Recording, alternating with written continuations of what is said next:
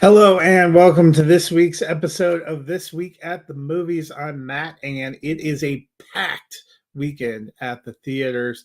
We have three new wide releases this weekend. I'm going to be looking at all of them today, but I'm kicking things off with one that was pretty highly anticipated. It has already been a good year for Stephen King adaptations. We got The Monkey earlier in the spring. We have Running Man that's coming a little bit later in the fall. But this week we got an adaptation of his book, The Long Walk. This one coming from director Francis Lawrence, a script written by J.T. Molnar.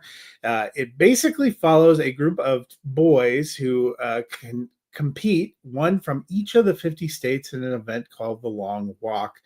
They have to keep walking. They have to maintain a speed of 3 miles an hour or higher. They get 3 warnings. And if they cannot maintain that speed, well, they get their ticket punched, quite literally. If you're thinking this, it comes in a country that is reeling, a big war that had caused economic downturn and had fundamentally changed and altered society. Now they use this long walk as a means of keeping people in line, but also potentially providing them hope. The winner receives a fortune and can wish for anything they want. The competition is run by the Major, played by Mark Hamill, a sort of sadistic and grim, overlord of this whole event. But as we participate in this long walk event, we get to know some of the men who are walking along, specifically Raymond Garrity, played by Cooper Hoffman, who has an interesting backstory and motivation for wanting to be in this event. David Johnson, who plays Peter McVries, who also has a very interesting background. Those two become friends. They're joined by others along the walk who all provide interesting stories.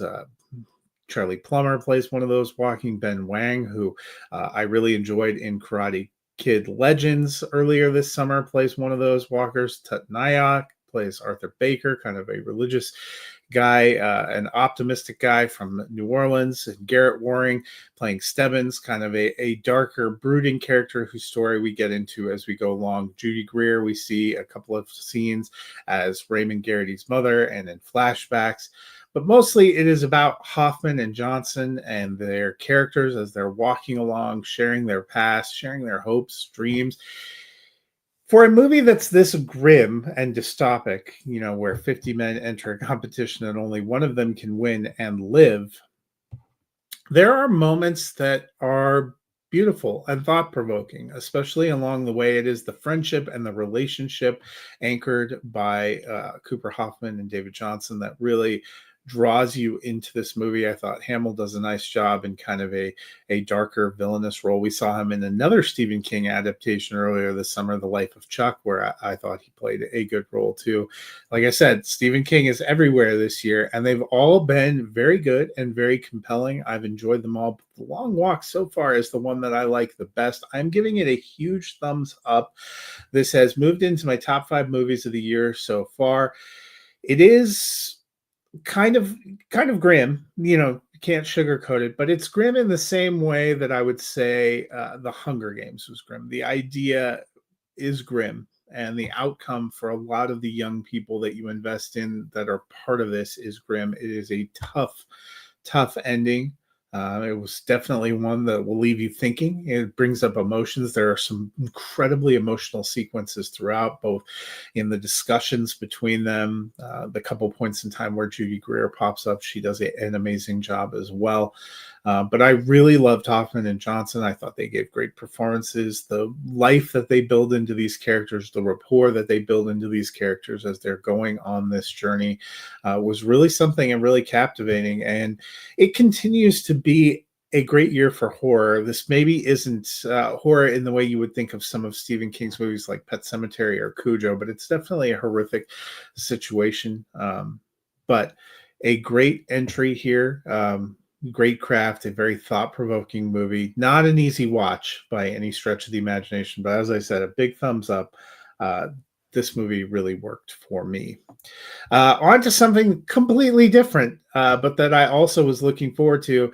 This is the final film for Downton Abbey. Downton Abbey, the grand finale. This is the third of the feature films. They had one in 2019, another in 2022. That follows 5 seasons of the show that took place from 2010 to 2015. We've basically been following the Crawley family, Lord Grantham, since 2010. That's 15 years really of real time following these characters, about 16 years in the show as well, which it kicked off with the sinking of the Titanic and has moved all the way to where this film picks up in 1930. If you are a fan of the franchise, then this is really going to work well for you, because this picks up the threads, shows, at the end of the second film, Violet, the Dowager Countess, passed away. In real life, Maggie Smith also passed away.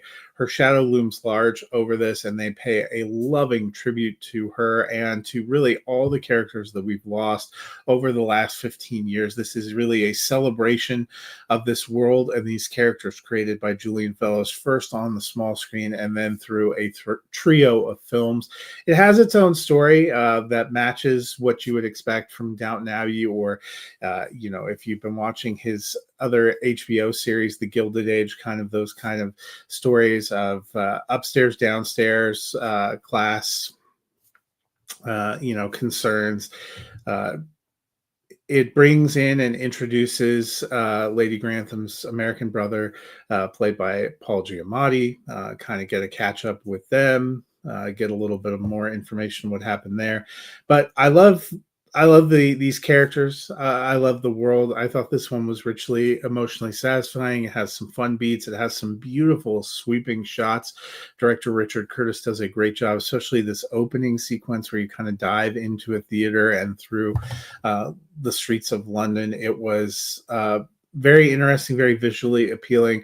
But the closing sequence where they really pay tribute to everything and they wrap everything up and they send all of these characters that we've come to know and love for a decade and a half on their way was really satisfying. I'm giving this one a big thumbs up. If you have never seen any of Downton Abbey, this may not mean a whole ton to you. I went to a special opening screening for fans where they had a recap of all that had come in the movie prior. I don't know that that's going to be the case for every theatrical screening that we go to. But if you are a fan, this is really going to work. I thought this was a beautiful capstone to what was always a series I loved and a series of films that I love. And it is an incredible tribute to Maggie Smith and her character, and it is dedicated to her at the end. And I thought that was a really beautiful piece as well. I'm going to miss Downton Abbey, but I think this is a satisfying conclusion. And if you've been a longtime fan, this is definitely worth checking out.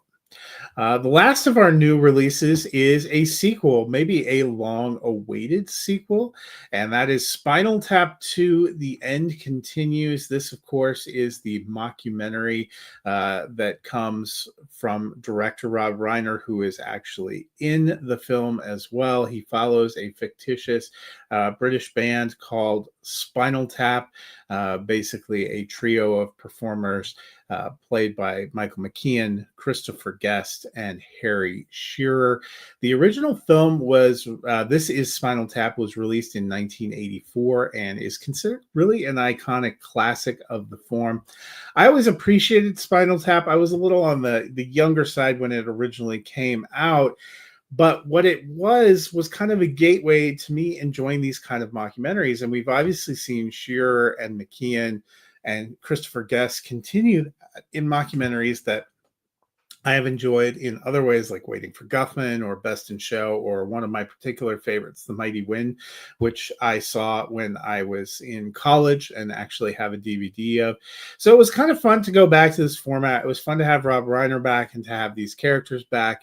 The basic plot of it is that it's been 40 years since the original documentary on the band, which holds true because we are now in 2025. I know it's hard to accept for all of us that the 80s were 40 years ago.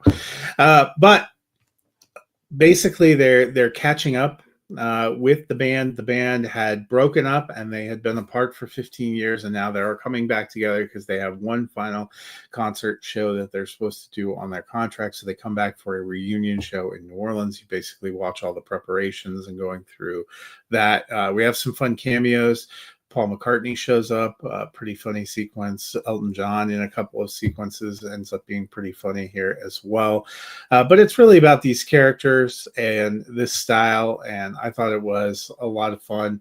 They continue all the way through the credits. It's a very crisp and short watch. It's just about an hour and 25 minutes. If you are a fan of the format and saw the original, you'll be happy to come back to this. I don't know if it's quite as good or quite as novel as the original, but it was a fun revisiting, and these guys are really good in these parts. I'm going to give this one a thumbs up as well. So, it was a really big week for new releases with 3 new releases, and I liked all 3 of them.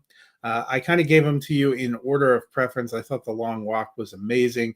That actually moved up into my top 5 for the year. Downton Abbey, the grand finale, I have been a longtime fan. That really worked for me as well. I have that up in my top 10 now too. I thought that was great. And Spinal Tap 2, the end continues. A lot of fun if you're looking for something lighter, if you're into that mockumentary feel, you will really enjoy that. If you're looking for a streaming film that's a little bit of fun, I did watch The Wrong Paris. That is new romantic comedy that came out on Netflix on Friday. Features Miranda Cosgrove as a woman who has achieved her dream of getting into art school in Paris, but she's trying to put together the funds to really afford everything. Her sister suggests that she go on this reality dating show for the appearance fee, and also because it's supposed to be taking place in Paris. She gets through the audition, she makes it on. Turns out that they take them to Paris, Texas. So a little bit of frustration for her there, but she ends up kind of being drawn to the contestants, and sparks fly. It's a lot of fun. It has some really funny sequences. If you are into those kind of romantic comedies, I don't think it's incredible, but I laughed. I thought it was a good watch. So if you're looking for a little bit of something different on streaming, that is an option as well. But can't recommend enough. Go check out The Long Walk and Downton Abbey in theaters. I'll be back next week. We have another pair of 2 big theatrical releases that seem to have completely different tones. We have the kind of football horror themed Him that comes from executive producer Jordan Peele. And then we have a big, bold, beautiful journey from the director Kogonada featuring Colin Farrell and Margot Robbie. I will be taking a look at both of those films next week. Until then, plenty of great options to see in the theater, and we will see you at the movies.